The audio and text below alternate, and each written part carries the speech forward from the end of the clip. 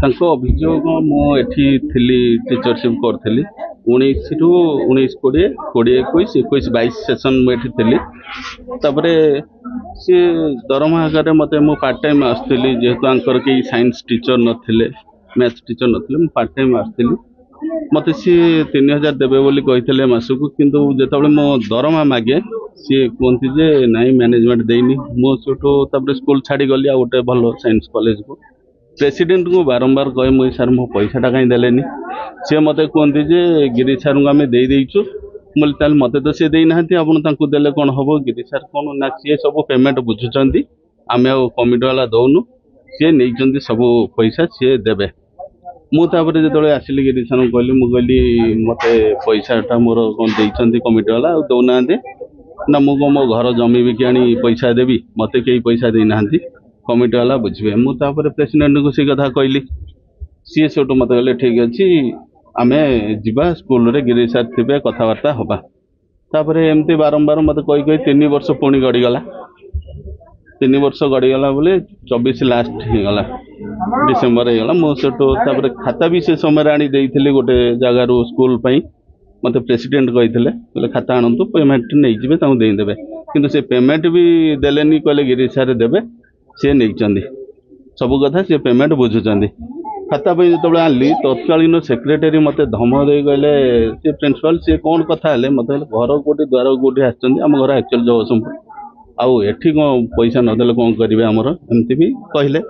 ତାପରେ ମୁଁ ସବୁ କଥା ପ୍ରେସିଡେଣ୍ଟଙ୍କୁ କହିଲା ପରେ ସିଏ ସେଠୁ କହିଲେ ଠିକ୍ ଅଛି ହିସାବ ଦେବା। କିନ୍ତୁ ଗୋଟେ ଏତେ କଦର୍ଯ୍ୟ କଥା କହିବାକୁ ବି ନିଜକୁ, ମୁଁ ବି ଯେହେତୁ ଗୋଟେ ଟିଚର ନାଁରେ କହିବାକୁ ବି ଖରାପ ଲାଗୁଛି।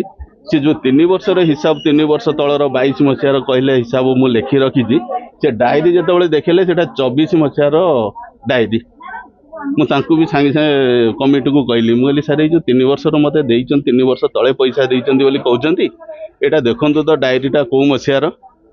ତାପରେ କମିଟି ବାଲା କହିଲେ ହଉ ଠିକ୍ ଅଛି 3 ଦିନ ଆମକୁ ଟାଇମ୍ ଦିଅନ୍ତୁ, ଆମେ 3 ଦିନ ଭିତରେ ଆପଣଙ୍କୁ ପେମେଣ୍ଟ ଦେବୁ। କିନ୍ତୁ 3 ଦିନ ତ ଆଉ କେହି ମୋତେ କିଛି ଜଣେଇଲେନି। ତାପରେ ଦେଖିଲା ବେଳକୁ ସିଏ ସ୍କୁଲ ଛାଡ଼ି ପଳେଇଛନ୍ତି, ଆଉ ତାଙ୍କ ନାଁ ତ ଏସବୁ ଅଭିଯୋଗ ବହୁତ ପଇସା ନେଇ ଯାଇଛନ୍ତି ବୋଲି। ତାପରେ ଏମିତି ପିଲାମାନଙ୍କୁ ଯେଉଁ ପାଠ ପଢ଼ାନ୍ତି ବି ଦିଧାଡ଼ି ଟ୍ରାନ୍ସଲେସନ୍ ଲେଖିପାରିବେନି, ଏମିତି ସ୍କୁଲ ନାଁ ବି ସେ ଭଲସେ ଲେଖିପାରିବେନି ଇଂଲିଶରେ, ମାନେ ଏଇଭଳି ଟିଚର। ସେ ଗୋଟେ କଳଙ୍କ କହିଲେ ଚଳେ, ମାନେ ଲେଖିପାରିବେନି ଆପଣ ମାନେ ଯଦି ତାଙ୍କୁ କୌଣସି ଶିକ୍ଷକ ହିସାବରେ ଯଦି କହିବା ଏଇଭଳି ଯଦି ଶିକ୍ଷକର ବ୍ୟବହାର ରହିବ ପିଲାଙ୍କ ଭବିଷ୍ୟତ ତାହେଲେ କେମିତି? ଭବିଷ୍ୟତ ଆଜ୍ଞା ପୁରା ଅନ୍ଧାର। ଆମେ ଥିଲାବେଳେ ପିଲା ପ୍ରତିବର୍ଷ ନବୋଦୟ ପାଉଥିଲେ, ତାପରେ ବୃତ୍ତି ବି ପାଉଥିଲେ, କିନ୍ତୁ ତାଙ୍କୁ ଯେତେବେଳେ ଏମାନେ ସବୁ ଦାୟିତ୍ୱ ଦେଲେ ଯେ ସବୁ ବୁଝିବେ ପେମେଣ୍ଟ ସହ, ଟିଚର ମାନେ ବି ପଇସା ପାଇଲେନି, କେହି ବି ଦାୟିତ୍ୱ ନେଲେନି। ସ୍କୁଲ ରେଜଲ୍ଟ ତ ଖରାପ, ସ୍କୁଲ ଅବସ୍ଥା ବି ଖରାପ ହେଇ ଚାଲିଲା। ଏବେ ତାକୁ କାଢିଲା ପରେ ସ୍କୁଲ ଏବେ ଠିକ୍ ଠାକ୍ ଚାଲିବ ନା ନାଇଁ? ଏବେ ତ ଆଶା କରାଯାଉଛି, ଯେହେତୁ ଆମେ ତ 3 ବର୍ଷ ଧରି ଆସୁନଥିଲୁ ନିଜକୁ ଖରାପ ଲାଗୁଥିଲା, କିନ୍ତୁ ଏବେ ଆସିଛୁ ଯେହେତୁ ମ୍ୟାନେଜମେଣ୍ଟ ଡାକିଛି ଆସନ୍ତୁ, ଆମେ ପ୍ରେସ୍ କନଫରେନ୍ସ ଡାକିଛୁ, ପଇସା ଆପଣଙ୍କୁ ଦିଆଯିବ, ଆପଣଙ୍କୁ ବାକି ପଇସା। କିନ୍ତୁ ଏବେ ତ ଆଶା ଲାଗୁଛି ଯେ ସ୍କୁଲ ଡେଭଲପ୍ କରିବ, କିନ୍ତୁ ଜଣାପଡ଼ୁଛି ଯେ ନୂଆ ଏବେ ଦାୟିତ୍ୱ ନେଇଛନ୍ତି ହେଡ଼ମାଷ୍ଟର ସାର୍, ସିଏ ବି ଭଲ ଟିଚର, ଆମେ କାମ କରୁଛୁ ସାଙ୍ଗ ହୋଇ, ଆଶା ଲାଗୁଛି ଯେ ଡେଭଲପ୍ କରିବ। ବାଣୀ ବିଦ୍ୟା ମନ୍ଦିର ସେକ୍ରେଟାରୀ ନିର୍ବଚନ୍ଦ୍ର ପାଢ଼ୀ। ବର୍ତ୍ତମାନ ପାଇଁ ମୁଁ ଜାନୁଆରୀ 18ରେ ମୁଁ ଦେଲି ଇଏ ପୁରୁଣା ଥିଲେ, ତାଙ୍କ ଦେହ ଅସୁସ୍ଥ ହେବାରୁ ମୁଁ ନୂଆ ଜଏନ୍ କଲି। ଜଏନ୍ କରିସାରିଲା ପରେ ମୁଁ ତାଙ୍କୁ ମାଗିଲି ସବୁ ଇଏ, ହଁ ଦେବି। ତାପରେ ମୁଁ ହସ୍ପିଟାଲରେ ପଡ଼ିଲି, ମୋତେ ରେଜିଗ୍ନେସନ୍ ହ୍ୱାଟ୍ସଆପ୍ରେ ପଠାଇଲି। ତାପରେ ତାକୁ ହ୍ୱାଟ୍ସଆପ୍ ରେଜିଗ୍ନେସନ୍ ପଠାଇ ପରୀକ୍ଷା ଅଛି ଜାନୁଆରୀ 24 ଅଛି, ରେଜିଗ୍ନେସନ୍ ପଠାଇ ସେ ତାଙ୍କର ରହିଲେ ଘରେ, ସେଥିରେ ଆଉ ଆସିଲେ ନାହିଁ। ତାଙ୍କୁ ବି ଆମେ ଫୋନ୍ କଲୁ, ଲେଟର ମାଧ୍ୟମରେ ଇଏ କଲୁ, କିନ୍ତୁ ଆସିଲେ ନାହିଁ। ତାପରେ ବହୁତ ପଇସା ଆମର ଟିଚରମାନଙ୍କର ପଇସା, ଡେଭଲପମେଣ୍ଟ ପଇସା, ତାପରେ ପିଲାମାନଙ୍କର ପଇସା, ବହୁତ ପଇସା ସେ କରିଛୁ। ତାଙ୍କୁ ତ ଆମେ ହିସାବ ମାଗିଲୁ, ସିଏ ଆଉ ରେଜିଗ୍ନେସନ୍ ଦେଇକି ସେ ରହିଲେ, ଆସିଲେ ନାହିଁ।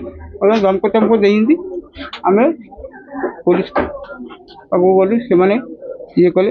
ସେମାନେ ଯଦି ନ କଲେ ଆମେ ବାଧ୍ୟ ହୋଇକି କୋର୍ଟରୁ ଆଶ୍ରୟ ନେଲୁ। ଆଗାମୀ ପଦକ୍ଷେପ କ'ଣ ରହିବ?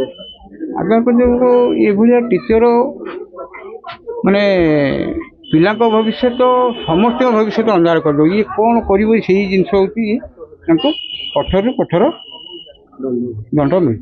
ସେପଟେ ଟିଚର ଆପଣ ସ୍କୁଲ ଛାଡ଼ିଲା ପରେ ସ୍କୁଲ ଉପରେ କିଛି ପ୍ରଭାବ ପଡ଼ିବ? ପ୍ରଭାବ ପଡ଼େ। ବହୁତ ପିଲା ବହୁତ ଗାର୍ଡିଆନ ମାନଙ୍କୁ ଯାଇକି କହିଛନ୍ତି ଯେ ଆମେ ମାଗଣା କରୁଛୁ, ସେମାନେ ଇଏ କରୁନାହାନ୍ତି।